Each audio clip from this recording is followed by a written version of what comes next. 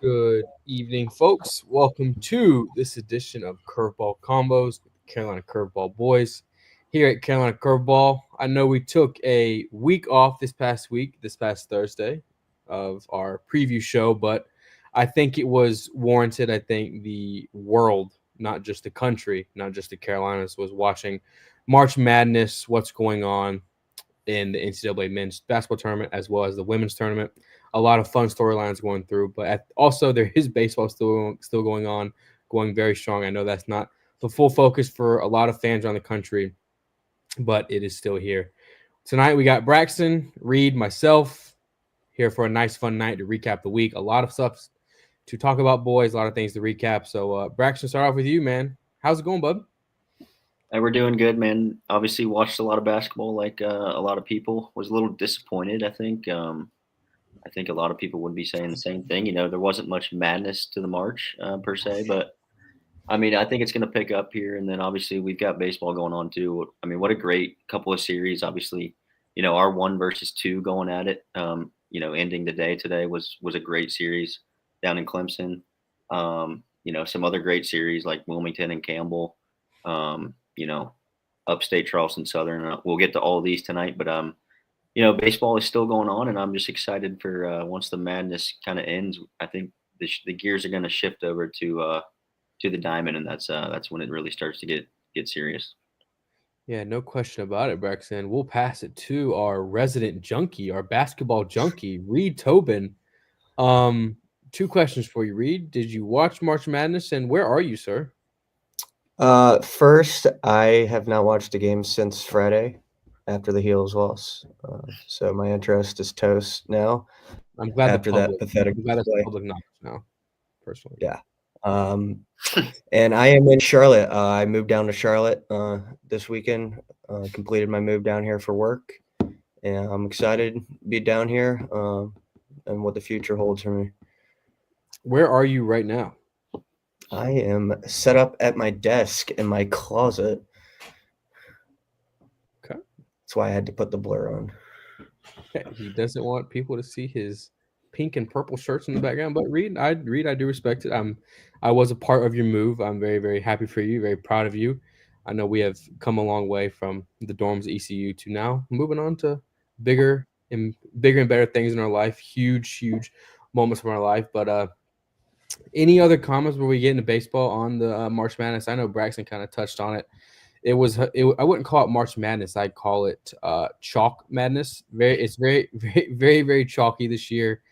But as I was talking to Reed, I'll pass it to you. Reed did tell me yesterday that we were due for a chalky March Madness because of stuff in the years past. And Reed, what are your comments on it being so chalky? I mean, I wasn't that surprised. I mean, I think we've been spoiled with a lot of crazy upsets over the past few years. Obviously, we've had two 16 seeds in the past 8 years. But I mean, it happens every now and then. I think I saw something on Twitter the other day ago that every 9 years or so, it's just straight chalk. How's your bracket, Reed? So I was informed today I'm actually in first place for the bracket group, but my national champ is already out of the tournament, so I will be plummeting down the Who's your national leaderboard. champ? The Heels. Yep, we'll pass it to Braxton. Braxton, how is your bracket, bud? um, Look, I wish Reed would have told me about the whole 9 year chalk thing because this was the year I decided to bet all the underdogs, and let's just say I stopped that by Saturday. So it is what it is. We didn't go too big on the units, thank God.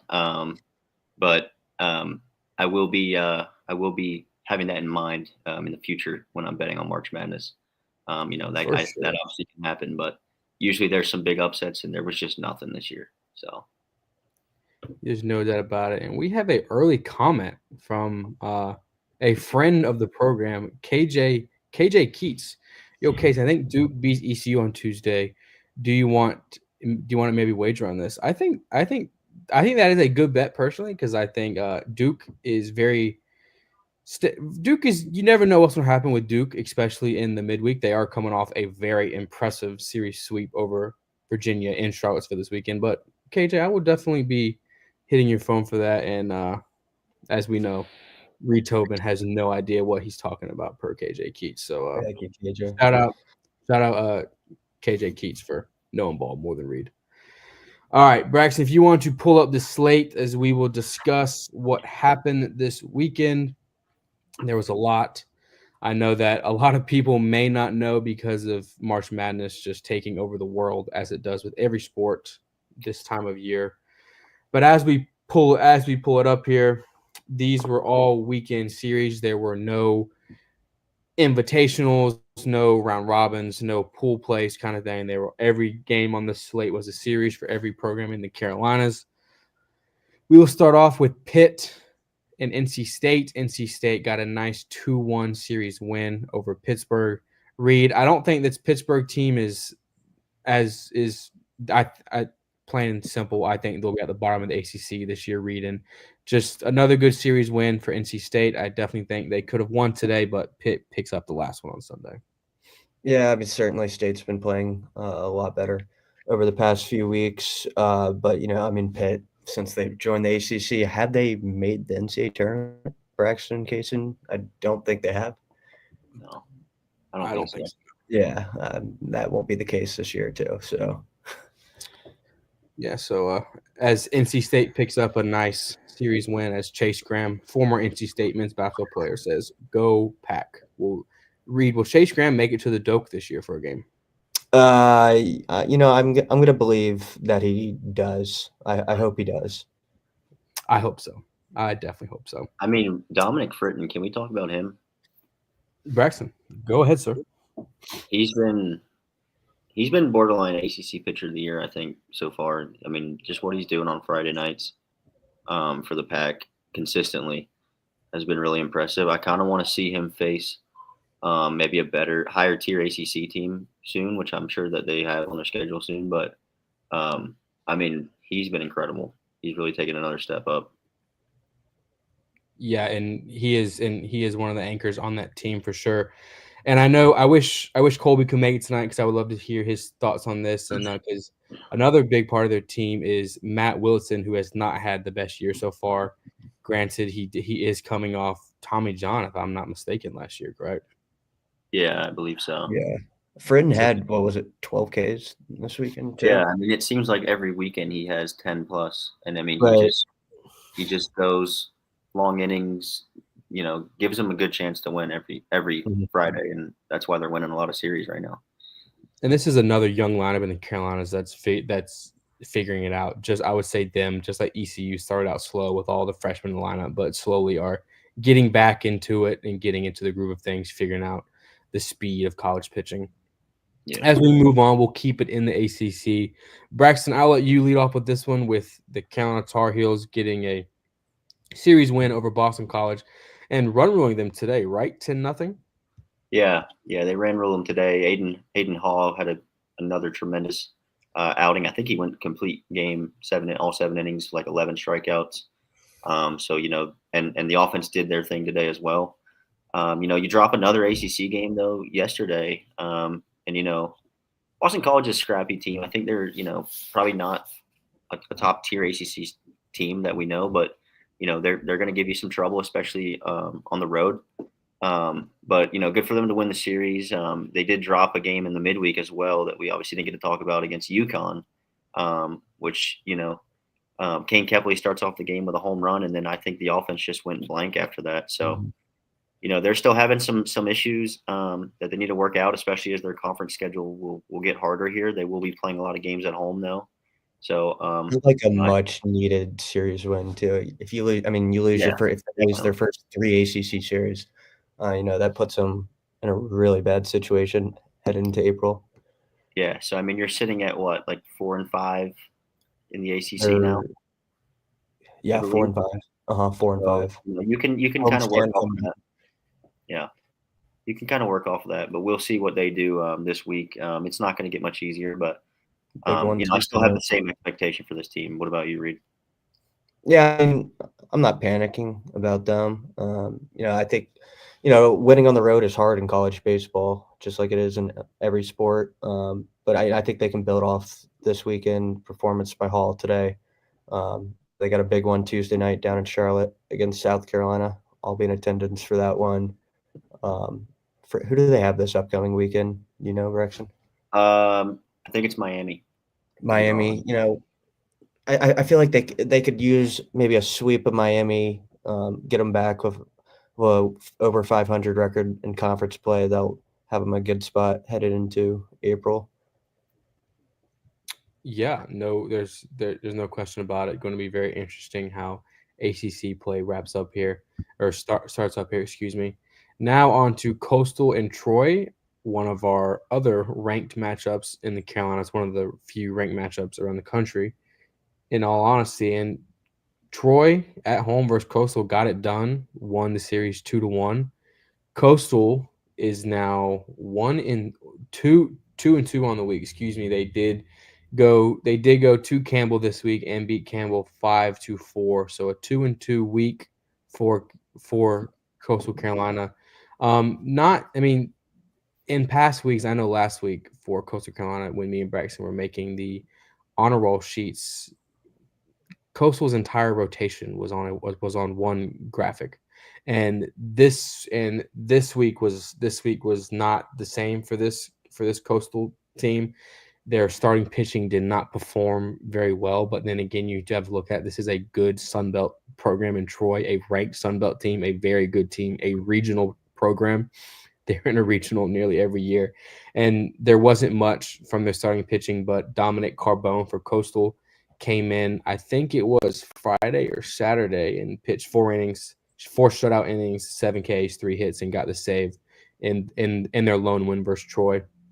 But then when I was going through the box scores, Caden Bodine played all right this weekend. I think he had 4 or 5 hits, but I definitely think they needed more from other parts of their lineup. I know Barthel did not have the best. Colby Thorndike did not have the best. And I think their shortstop, Tooley, I think his name is, off the top of my head, he did not have – yes. Ty Dooley. He did not have the best week at the plate. But then again, I'm not weighing too much into this week. Coastal did go 2-2. They did go into Campbell, who we'll talk about later, got a nice series win over Wilmington. But Braxton going to Troy, facing this ranked program on the road, and they didn't get absolutely shelled all weekend, and they were right there at some points. But I don't think this is too big of a loss for Coastal going forward. No, it's certainly, a big Sun Belt series that you would have loved to take on the road. But like you said, with about the rotation, like, yeah, they've kind of been on our watch list like every week. But give credit to Troy. I mean, this is a great ball club. For them to take that series today is big for them in the Sun Belt. I mean, it is what it is for Coastal. That probably had a nice regional feel almost to it. I mean, these are going to be two regional teams that are wanting to host probably in some cases, but definitely both regional level teams, and they're probably going to see each other again in the Sun Belt tournament or something like that. So I still have full confidence in this Coastal team and rotation as well as their lineup to do exactly what they set out to do this season, and they will be playing in late May. Yeah, no question about it. Reed, with Coastal, Troy, and Southern Miss, who do you think comes out on top in the Sun Belt? I don't know. It's kind of early. I think those three teams are the cream of the crop right now in the Sun Belt. I'm going to lean Troy just from what I've seen. They've been able to go on the road and beat some SEC teams too. I'm going to lean Troy right now, but certainly that can change. I mean, Southern Miss continues to play good ball. And if I was Coastal, I mean, yeah, losing the series is disappointing, but I mean, like y'all said, they weren't tossed around this weekend. They were able to take one, had a good midweek.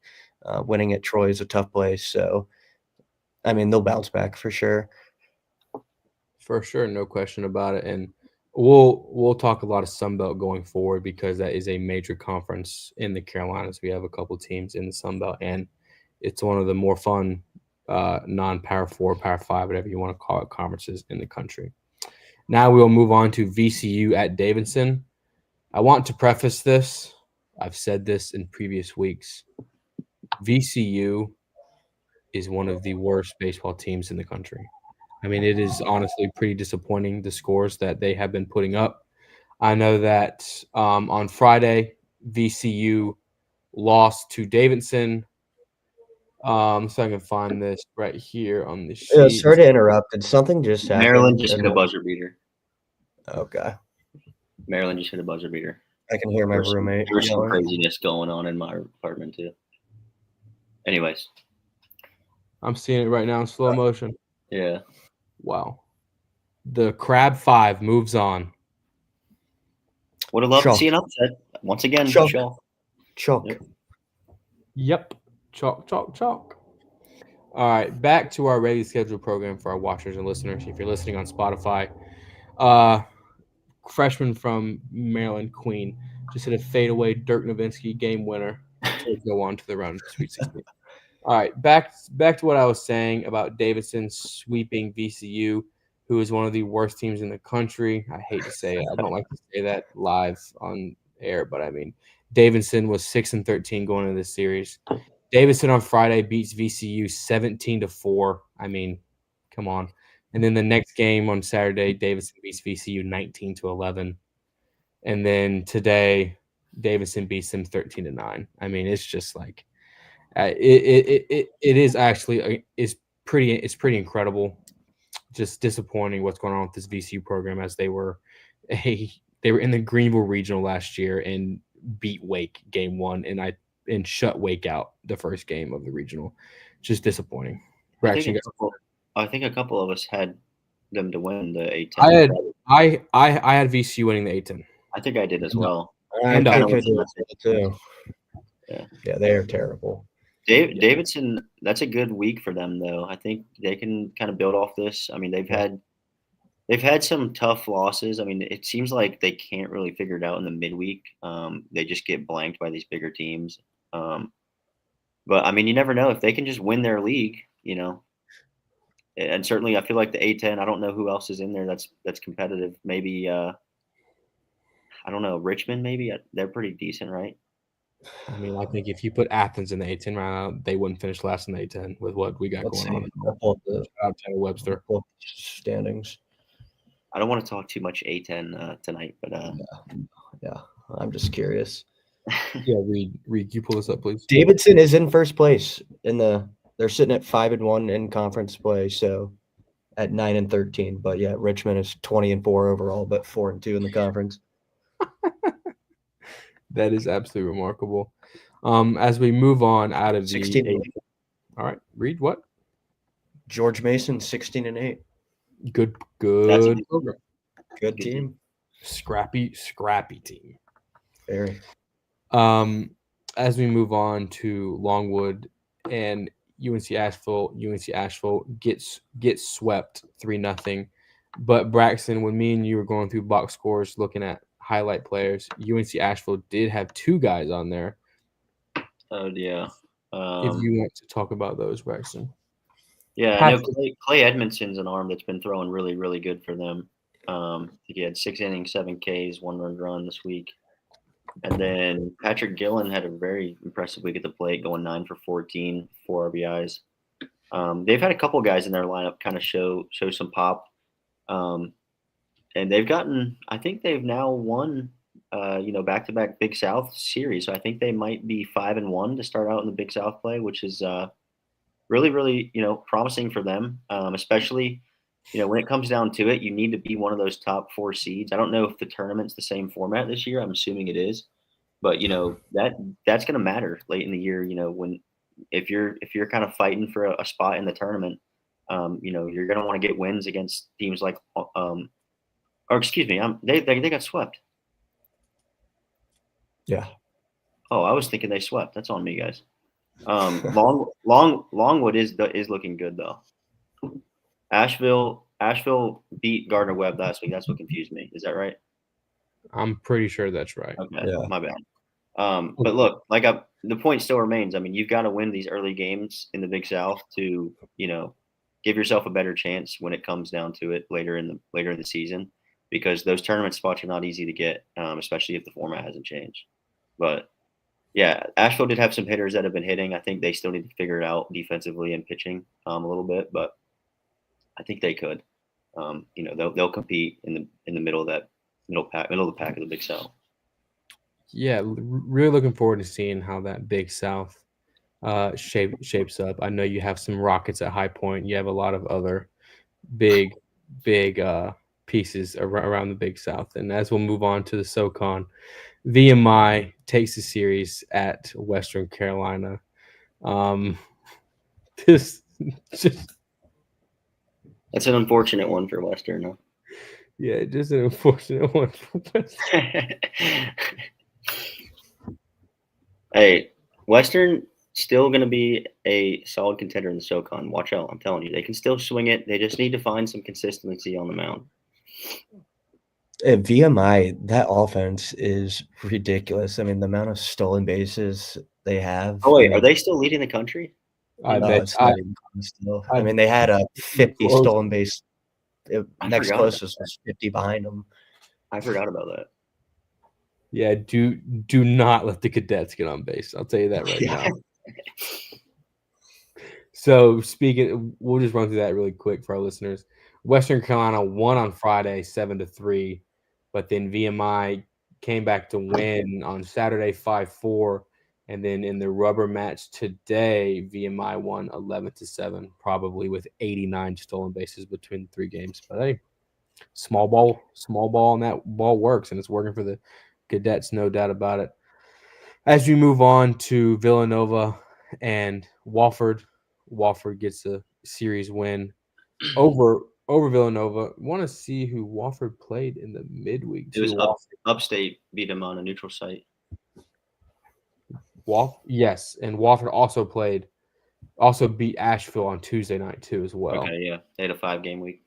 So a 5-game week for the Terriers, Braxton, and just a solid week for them. I wouldn't say that it was their best week, but they did play some good ball clubs this week. Yeah, I mean Villanova, they kind of surprised us some early in the season. Yeah. So They beat Winthrop. Yeah, they beat Winthrop. I think they beat Virginia too, like very early in the season. Who we may classify as fraudulent now, but I mean, still a good win for Villanova, whichever way you want to put it. But yeah, good for Wofford. I mean, win a series is always good, especially at home. This is a team that's going to be around. They're going to be around our top 12 probably all year. They're going to be around regional play come May. So no surprises there, really. Yeah, there's no doubt about it about the Wofford Terriers. The next one I want to talk about is one of our highlight series of the week. I would say our second or third one behind Wake and Clemson. Wilmington at Campbell. Campbell with a surprising week this week. I know they lost. We talked about it earlier. They lost on Tuesday at home to Coastal Carolina 5-4 in a tough matchup there. And then they host the Seahawks at home and get a series win out of this. I know a lot of us were not expecting this. It's crazy saying this right now. Campbell won the series, but pitcher for UNC Wilmington, what's his name? Cameron Bagwell. In Bagwell. It's a perfect game today in 7 innings for the Seahawks. Yeah. I mean, what in the world is going on? And I mean, we've said it all season long with this Wilmington team. You don't know which team is going to show up, and it's just very, very interesting to see because Campbell won this series yesterday, and then today, UNC Wilmington throws out a freshman pitcher, Cam Bagwell, and he throws a perfect game, which is absolutely just astonishing to me. And Jake Murray this weekend, starter for Campbell, pitched 6 innings, 12 Ks, 0 earned run, 2 hits, and got the win for Campbell. This is a big win for Campbell Braxton going forward. Really looking to seeing where they go forward with this, but also on the flip side with Wilmington, I feel like it's every other week we're like, all right, this Wilmington team is picking up steam. They're about to take that next step, that next consistency step, and then they just take 2 or 3 steps back down. So what's going on with the Seahawks, Braxton? Yeah, I want to talk about both of these teams. I mean, I think UNCW, they're just kind of lacking a little bit of consistency. Like you said, Kaysen. The talent's there. The rotation's been very solid. You've seen each guy of that rotation have some stellar outings. I think you just need to put it all together. And you're obviously playing a tough schedule. You're playing in the CAA. You know, you tested yourself early. You got some good wins like Georgia. You played tight with the Heels. You played tight with a lot of teams. You beat East Carolina this week, which is a good win. But I think you just need to find a way to put it together on all three phases of the game. I don't think they're playing bad defense or anything like that. I think they just need to help their pitchers out, when they don't have their best stuff. And then, you know, guys like Zane Taylor and Cam Bagwell today, they're gonna pick up the offense, or if they're not doing it as well in the series. But again, I fully expect this team to be just fine and be in a regional, just off of their RPI alone. And then Campbell, I mean, yeah, we talked about it, I think last episode, like how tough of a week this was going to be for them. And I think, playing Coastal and then UNCW, and I think they would take 2-2, when you tell them prior to that week. So that's good for them to get a win in CAA play like that, especially against an in-state opponent like UNCW. And they certainly aren't going to give up hope in Bowie's Creek of being in a regional. And this is a team that could get hot. They have the talent. Jake Murray's been stellar. Dalen Thompson, Darnell Parker. I mean, they've got some pieces. They just need to continue to trend upwards, and they're going to do good things, I think, still. So shame on us. They've been playing a lot better. I mean, series win last weekend, and then obviously beating Wilmington this weekend. So, I mean, like you said, I think things are trending upward for the Camels. Yes. Hopefully I don't eat my words next week and they get swept or something. But yeah, I think this goes for a lot of teams, especially teams with first year head coaches. I mean, especially this day and age in the transfer portal, first year head coach, transfer portal, you have a new team every year. It's going to take time for your team to gel. I know that a lot of fans, and I would say us media, are kind of like they expect it by the second week. Hey, come on, you've been playing together all fall, 2 weeks, you should be good. But I definitely think it takes a while, and I think this Campbell team is figuring out for sure. And really looking forward to what this Campbell team has going forward, as well as UNC Wilmington, because it's not going to get any easier for each of those programs within the CAA as well in the Carolinas. So we will see for sure what both of these teams have. And to flip back to the Big South, Upstate with a series sweep over Charleston Southern. Charleston Southern, what is going on? You've now lost 6 straight after entering. Honestly, Reed, is this our fault? As soon as you put them in the power rankings, they go 0-6. Yeah, I mean, it might be a curse. The teams that have been sitting like 11 and 12 in our rankings just seemed to crap the bed over the weekend. So, to all Charleston Southern fans, I guess, sorry.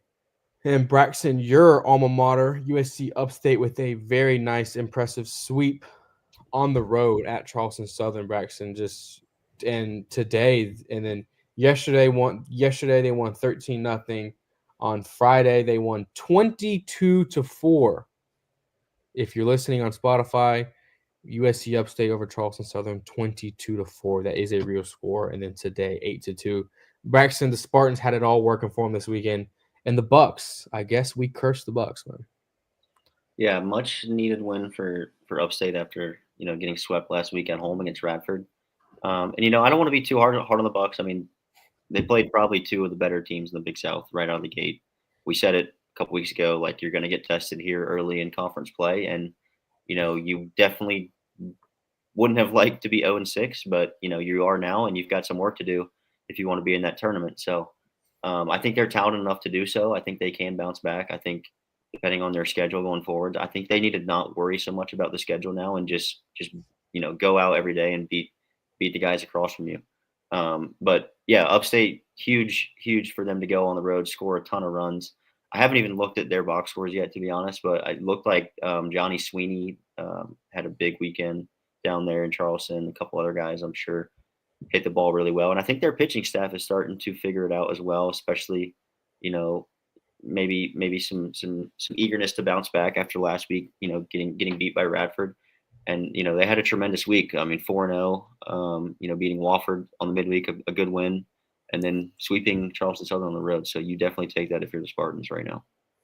Yeah, no doubt about it. And on the flip side of that, Charleston Southern in weeks past has been scoring runs at will, and this weekend they only score 6 runs on the weekend versus Upstate, which is not ideal for them. I know we have some ties to that program, a lot of players, interaction with them, and AJ Martin, one of their best players, did not have the best week this week, and I think that is part of the result of this week because AJ Martin did not have the best week Yeah. as long as some other Credit contributing. to the Upstate Arms getting done this weekend. Yes, sir, no doubt about it. And we're going to flip it now to the American Conference as Charlotte drops the series 2-1 versus UTSA. And this game went into a rubber match on Sunday as Charlotte takes the first game. If I'm not mistaken, if I'm reading this right here. Yeah, Charlotte won 3-2 on Friday. And then yesterday, UTSA won 10-3.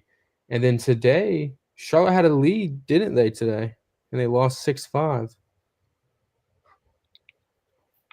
Correct? I believe so. Yeah. It was a great game. Charlotte hit a home run to tie it up. I believe it was Noah Furk, maybe.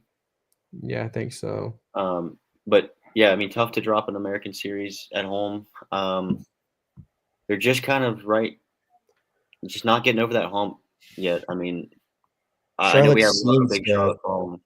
What is that? I mean, some of these series they've had, it seems they get off to quick starts and have been unable to finish those games off, like going back to the Arkansas series too. They had a chance to steal 2 of those games. And then obviously this weekend with American play opening up, definitely you wanted to win home opening series, but unable to get the job done today. I also think this is a good UTSA squad. I definitely think this is a good squad. Mm-hmm. They are a good team. I think they're top. I'd put them top 2 in the American right now. Yes, and as we said before, I definitely think the American is up this year from years past. Yeah. I also know that's not saying much in the American because in years past America's not been great. But then again, this Charlotte squad, trying to see who they played in the midweek. They beat App State 7-6 on Tuesday. So a nice win for Charlotte at home versus App State. They got their get back on them because App won a close one against them in Boone, I think, the week prior. Correct. Yes. Yeah. So a nice win for UTSA and a tough one for Charlotte. Do y'all think UTSA will be East Carolina's biggest threat to the American, or you got your eye on someone else? I know you said top 2, Reed, but do you think there's another team in there? And Tulane, I think, are the 2. Obviously, Florida Atlantic's been playing pretty solid. But I think the 3 best teams right now is Tulane, UTSA, and ECU. I would have to lean Tulane from a factor of they are playing well, and also Tulane just has East Carolina's number they've had it the last couple of years. They just can't seem to get team too. A lot of upperclassmen on that team too. Yeah, and so we'll definitely see the American will be a conference to watch for sure. Mm-hmm. The next we will go on to the Citadel, led by Lane Tobin down there at the Citadel, picking up a nice series win over Mercer. Read comments on Lane Tobin. My long lost cousin, it appears. No, that's a good series win for Citadel. I'm not sure. I mean, Mercer usually a pretty solid program. I mean that's a good. I know Lane Tobin's been swinging the bat really well over the past few weeks. He had his first homer of the season a few weeks ago, and he's just carried that over. And relief pitcher Jess Ackerman for the Citadel this weekend, 6-1 innings, 10 Ks, 1 earned run, 2 hits, on their way to win that series over the Citadel. In that game over Mercer, in that game that Ackerman pitched, the Citadel did lose that one, which is interesting to me, knowing a reliever comes in and throws 10 Ks, but you lose the game. But then again, it can just take one bad inning from another pitcher, and that will be the end of it. So a very interesting one there. And then I would say our highlight series of the week, I watched the game today. Wake Forest at Clemson. Braxton, I'll let you lead off with this one, and just what an absolute electric series this was. It was just madness all the way through, which I thought was pretty remarkable. I'm trying to find the score of the first one right now. I cannot find the score. It was 5. 5-1 Clemson, I believe. Yes, 5-1 Clemson, and then yesterday it was 12-10. 12-10, and then today Wake Forest gets walked off due to a wild pitch. Yeah, I mean, just a crazy series. I think these are two. I'm gonna go out and say these are probably two Omaha level teams right now. I mean, you could just feel the environment in that stadium. I mean, Clemson's first of all a great baseball environment, just to watch a game. But um, I'm really impressed with this Clemson team to be able to kind of just grit out those wins. They went down on Saturday, almost came back and won that one too. 10-0, right? Yeah, it was 10-0 Wake. I mean, they were all over them. They end up making it a game. But just from them being able to, with Cam Cannarella not really playing like we know he's capable of, they've just got guys able to grind out ABs right now and just get it done for them. I mean, Dominic Listi, Colin Priest, Luke Gaffney, Josh Pano. I mean, these guys they brought in have been absolute hits for Bakich. I mean, their lineup game in and game out has been very impressive, and for them to be sitting at 23-3 or whatever their record is right now is just very, very impressive. I mean, you're going to look back on this series, and these guys are probably going to play again at some point. I mean, they definitely could, whether that's in Omaha or in the ACC tournament or something. But just the feel of that game is kind of almost a little prelim to some good regional baseball coming up, and I'm really excited to continue to see these teams go to battle, and hopefully we get to see this matchup again. But great wins for Clemson. And as you touched on it with their lineup, Luke Gaffney this week, 8 for 16, 6 RBIs, 4 runs, 2 doubles. Cam Cannarella also went 8 for 20. I know, and it's crazy saying this, those are not Cam Cannarella numbers, but that's still remarkably well this week.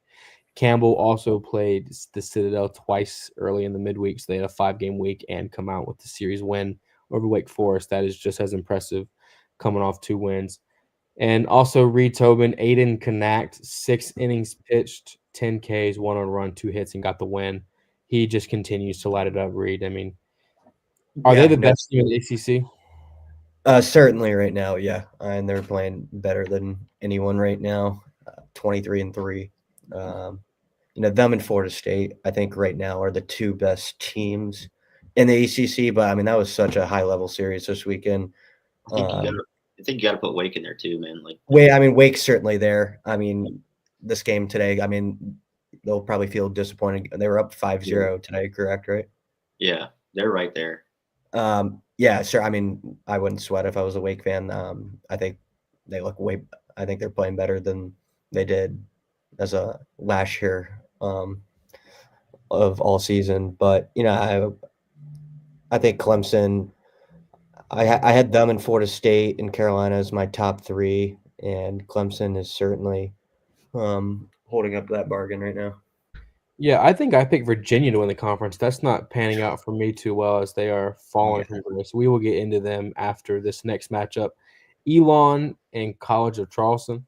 College of Charleston picks up a series win over Elon. Excuse me. Braxton, this Elon team, they play well, but then at some points they just don't, and it's very confusing. On Friday, College of Charleston beat them 12-2.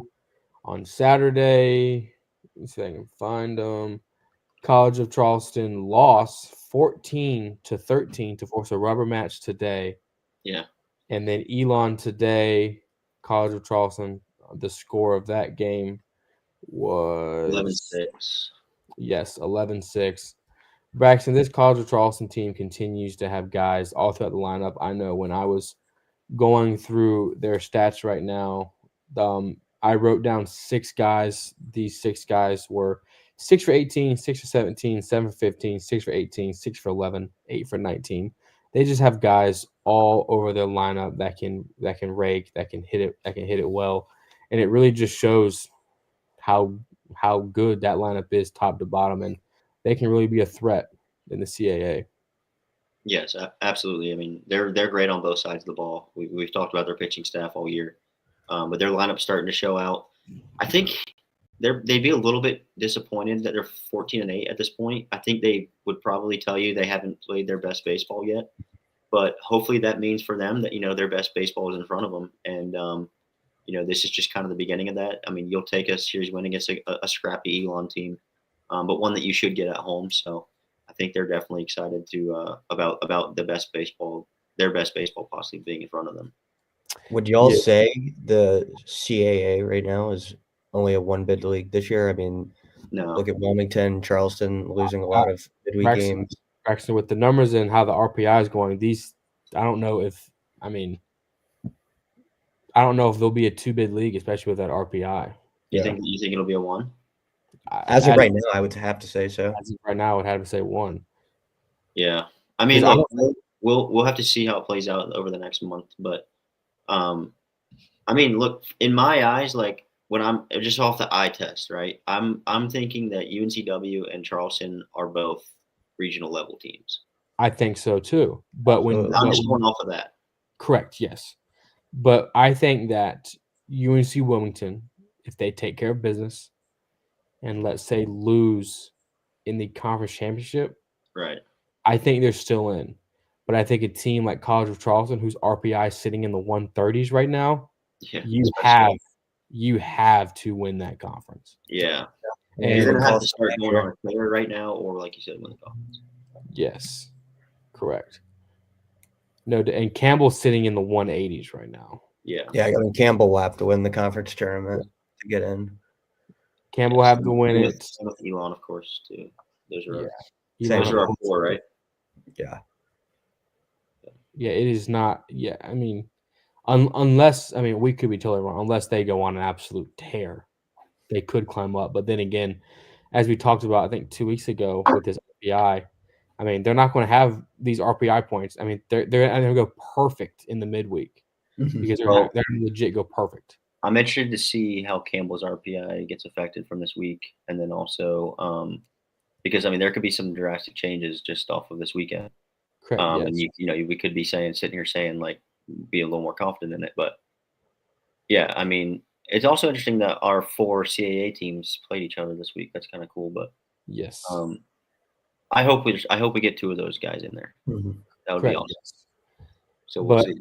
And also a problem with the RPI ranking, especially for baseball. I mean, if you play a team like VCU, you're dropping points in the net by stepping on the diamond. Yeah, it's just how it is. I think if College of Charleston has to play VCU last 2 weeks of the season, they're calling it for rain. It could be sunny and 75. They're going to say we can't play there's raindrops. States did that before too. I think a couple years ago they did that. We know. And as we move on from them to talk about another big series of the week, honestly, unsure why the person that made the pick'em didn't have this one in the pick'em, but I guess I didn't want it in there, and that is Duke and Virginia. But honestly, this would have been a nightmare to pick. I feel like I didn't know pick Virginia. I think I would have gone Virginia. Yeah. I mean, I wouldn't have trusted Duke certainly. Right. I wouldn't have trusted Virginia either. So but now I guess we kind of see Duke. Is Duke turning the corner? Is Duke turning the corner, Reed, or is Virginia on a downward slope? I think it's a little bit of both. Duke certainly has been playing a lot better after getting swept at Stanford. Like Carolina, they needed this series win badly. Go up to Charlottesville and sweep Virginia. That's a very difficult task, and they were able to accomplish that. But then Virginia too. I mean, they have a ton of issues. The pitching staff continues to be a nightmare for them. But I mean, can we talk about the number 1 and number 2 preseason teams in the country are going to be both out of the rankings and off to nightmare starts? Yes, just absolutely remarkable, and just really goes to show with college baseball. I mean, anything is possible. I mean, does that ever happen? I mean, preseason number 1 and 2. I mean, I can't think of a year. I mean, it's absolutely remarkable. Florida last year. I mean, were they Wake last year? Wake certainly last year, but I mean, they were ranked most of the season. Florida was preseason top 5, and they shouldn't have made the tournament. And they get in and get to Omaha, but things better turn around quickly for this Virginia team. I mean, the schedule is not going to get any easier in the ACC. Braxton, you got anything left on Virginia Duke?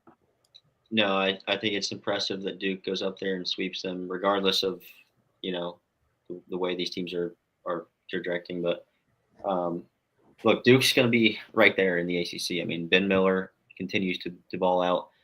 I think the rest of their lineup is also starting to figure it out, and if they can just figure out the pitching, they're going to be dangerous, and they will probably be like.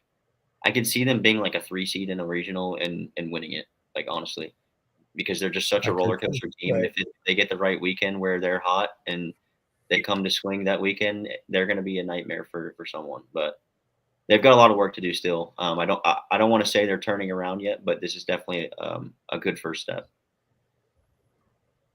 Yes, sir. And as we move on to the American Conference, Memphis traveled to Greenville this week to take on the Pirates. The Pirates got a sweep over Memphis after losing earlier this week to UNC Wilmington at my favorite ballpark in America, Segra Stadium down there in Fayetteville. I did not make the trip down there. I don't know why I didn't make it down there. I think I just didn't feel like driving down there. But the world did not get to see what happened in Segra because guess what? There wasn't a stream for that, which is just asinine to me that there's no stream for those games. But really is what it is. UNC Wilmington picked up 9-4 win. East Carolina on that night struggled with walks. I mean, Wilmington, I think, had 7 or 8 guys walked, and just another night read where the ECU pitching just cannot find the zone. No, yeah. I mean, we've seen that story before. Just come in, walk parade, just compounds everything. But, responded nicely, though, this weekend. I mean, Memphis is terrible. I think ECU's beat them 12 times in a row. Jesus. But, I mean, certainly ECU's been playing a lot better. They've won, 7 out of their last 8 or 8 out of their last 9. Yeah. I mean, this is a good start. You start 3-0 in conference play. That's always a good thing. They have Rice this upcoming weekend. So, really a good chance for them, to possibly start 6-0 and get a solid lead out in the American standings. Yeah, no question about it. And one thing I do want to touch on the East Carolina front, freshman Sean Jenkins did not start yesterday. He came out of the pen today after Jackson DiLorenzo kind of in an opening role now, I think, started the game, pitched 1 clean inning. Then Sean Jenkins came in and pitched pretty well coming out. I think this was kind of a wake-up call for him, kind of saying, hey, he is also a freshman. Just want to see how he responded. Also, news for ECU. Cliff Godwin is now back coaching third base. He's no longer in the dugout. He could not keep his hands in his pockets anymore, so he has to be on the field. So he is now calling signs from third base, not the dugout. Palumbo is back at first, so ECU is back to what they've been doing the last 10 years. So I thought that was noted because that was big news on my end when he was in the dugout. So I didn't think it was that big of a deal, but a lot of people panicked about it. So yeah. But as our buddy KJ says, Pirates and Duke this week, really looking forward to that one. It's two teams you never know what you're going to get in the midweek, so we'll see. Braxton? Yeah, we got a couple more to run through here. Yes, sir. And Gardner Webb gets swept by Presbyterian. Presbyterian puts on a run parade this week. And Braxton gathered some numbers on Presbyterian. Jake Randolph for Presbyterian, 9 for 17. A double, 7 RBIs, 5 runs. Ryan outs for Presbyterian. Outs. 7 for 16, 2 home runs, 2 doubles, 7 RBIs, 5 runs scored. And Tristan McGregor for Presbyterian, 6 innings, 9 Ks, 2 earned runs, and 3 hits.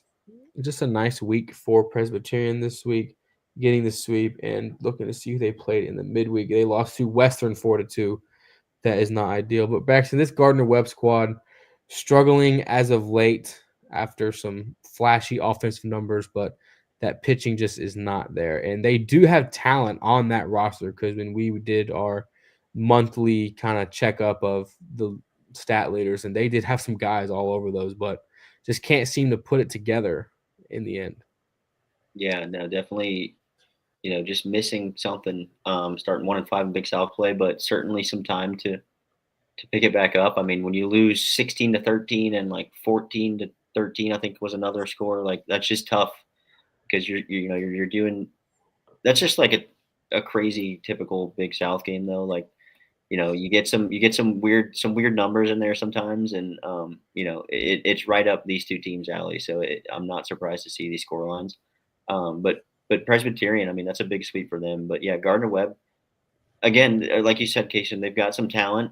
They just got to figure out the right pieces, and that's a team that I think is really low in the RPI right now. But hopefully they can kind of get hot and maybe get sneak into that tournament, and then you never know what can happen from there. But I know that they will have an eye on that because they've been a tournament level team in the past in the Big South, and I think that they certainly want to get in there and make some noise and make it regional at some point. But it's not going to get easy especially when you're giving up 16 runs on Sunday.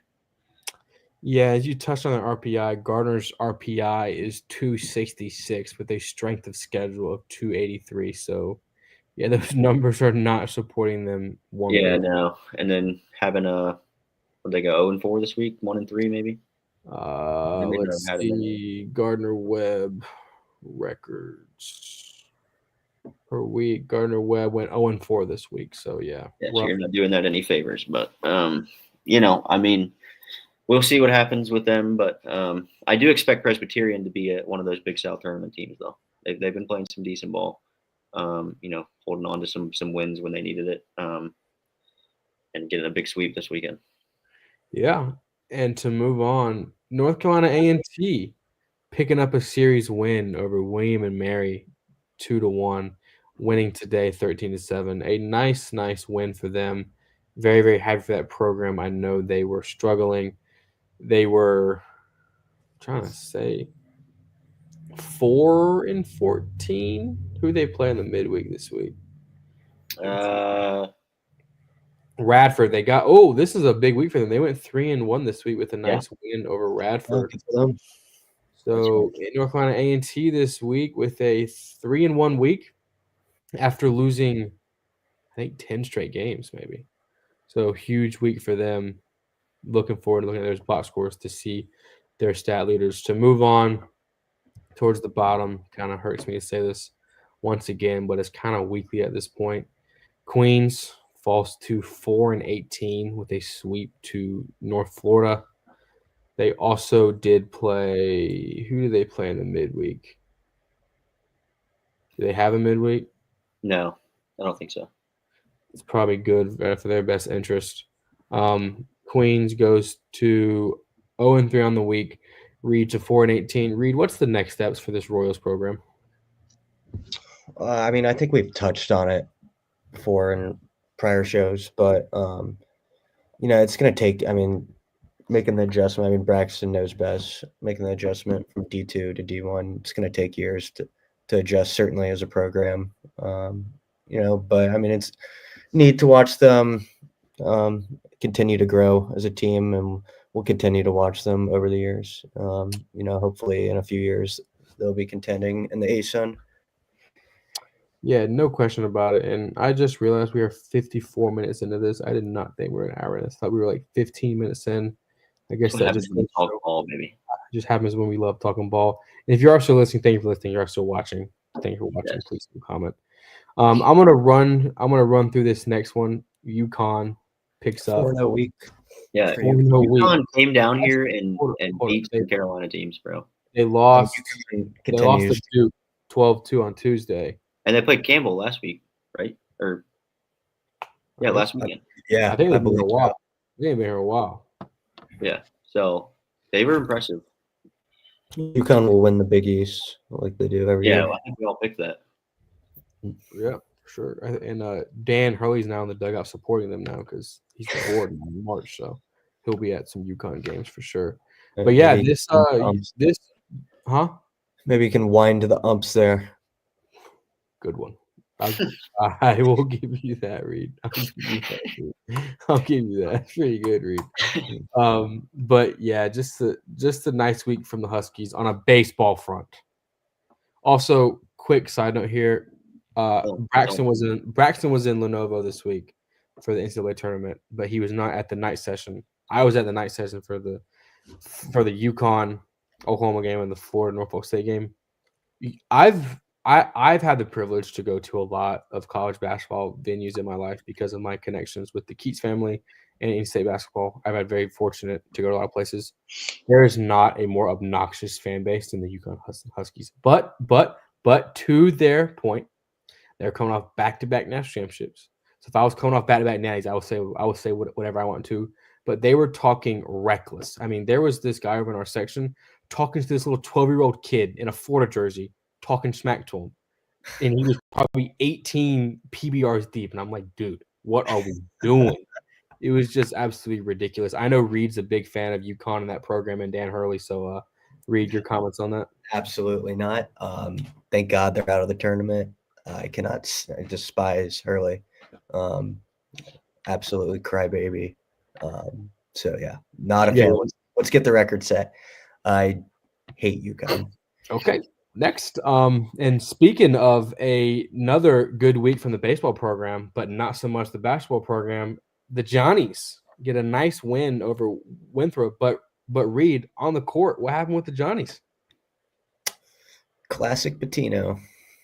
All right. Choking it up to Calipari.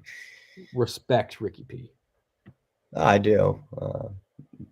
They had a heck of a season. Certainly, I didn't think they'd get bounced this early.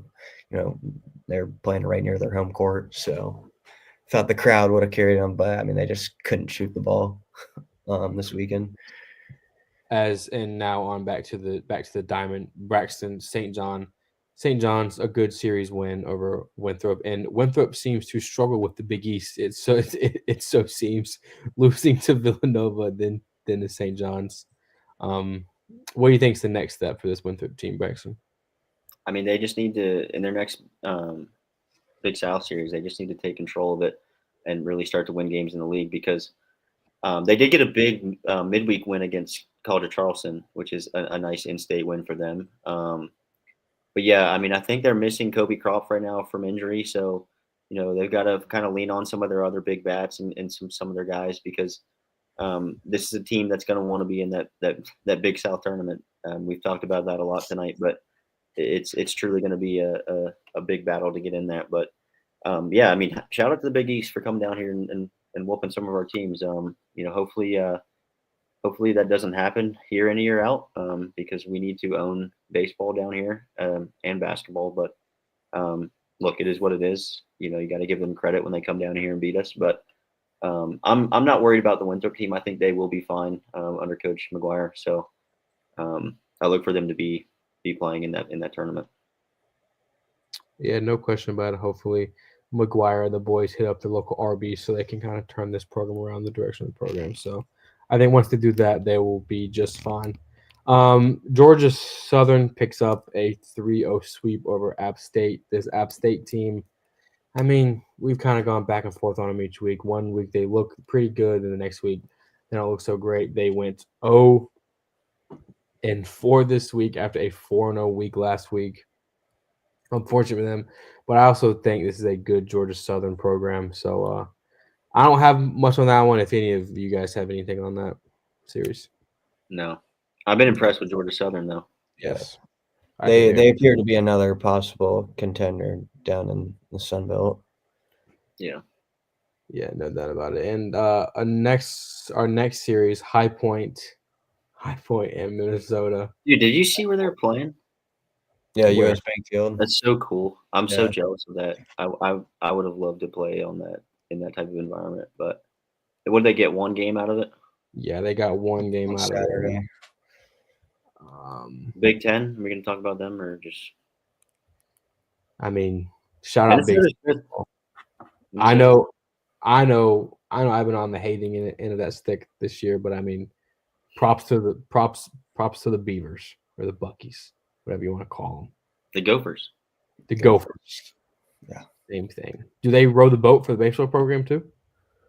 Is PJ is They say like Sue Wee Ma or something. Or it's row boat. It's And PJ. I believe yeah, but they do play have their some games. I believe they play their games in the Viking Stadium until it warms up in Minnesota.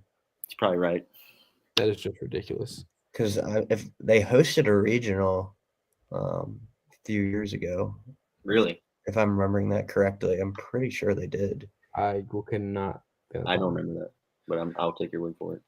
But High Point gets a win over Elon in the midweek, 13-3, a nice 10-point win there, 10-run win there, and then they go to Minnesota, drop the series. So a 2-3 for High Point, as Braxton said before the show. Me and him talked about that is tough to go up there to Minnesota, win a series, but we'll see. Read any other comments on High Point or anything surrounding High Point? No, I mean, weird atmosphere to go play in a football stadium. High Point, they'll be fine. But yeah, to my point, 2018 region or Minnesota hosted a regional, won the regional. Then they played Oregon State in the Supers. Minnesota hosting a regional, just that. They were the 14 seed. That just does not comprehend. But yeah, shout out the Gophers. And our last series we're going to talk about tonight is Arkansas with a sweep over South Carolina. I watched today's game. It was tied 4-4 in the 8th inning. And then Arkansas hits a grand slam and then a solo shot in the 8th inning to go up 11-4. And South Carolina falls through. It was Reed. I was watching it with Braxton, and it was just pretty remarkable just to see it happen. And just this South Carolina squad, I don't know what's going on. But granted, this Arkansas team is a top 3 team in the country. But then again, you would think they'd be a little bit more competitive, in my opinion. Yeah, I think the South Carolina fan base might explode if they lose on Tuesday, if they're not already. Braxton, what are your thoughts on Yardcocks on Twitter? Oh man, he's in a bad spot right now. I don't know if he follows us or not, but he is in a tough spot. I'll say. Yeah, that. I mean, look, guys, don't quit on your program just yet. I mean, you're still South Carolina. Pulmonary. Yeah, you've got a chance. You and that guy's in your corner. First year head coach in the program, so and they've had some they've had some unlucky things happen with some injuries. I mean, they could have beat Oklahoma last week too. Who? They could what have is their record in SEC play? Are they 1-5?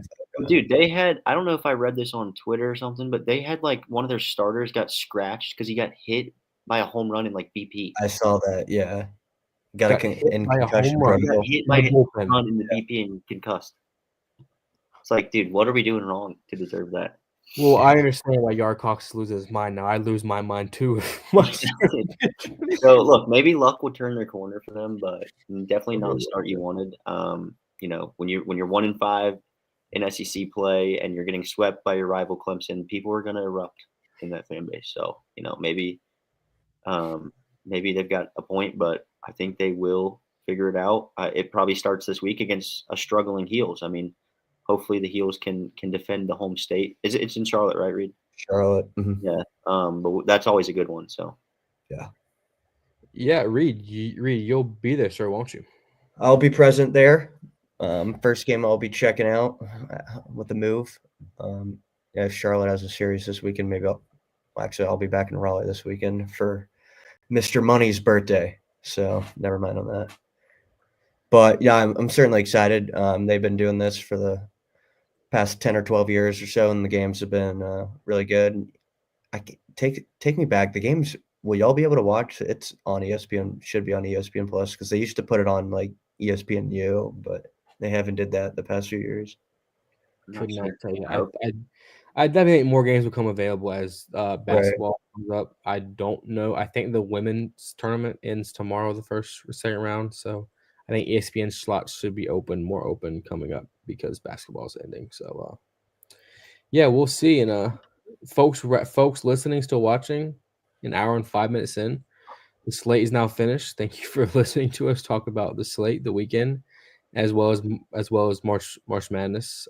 If you are listening to this right now because you're watching March Madness while this was going on, thank you for listening.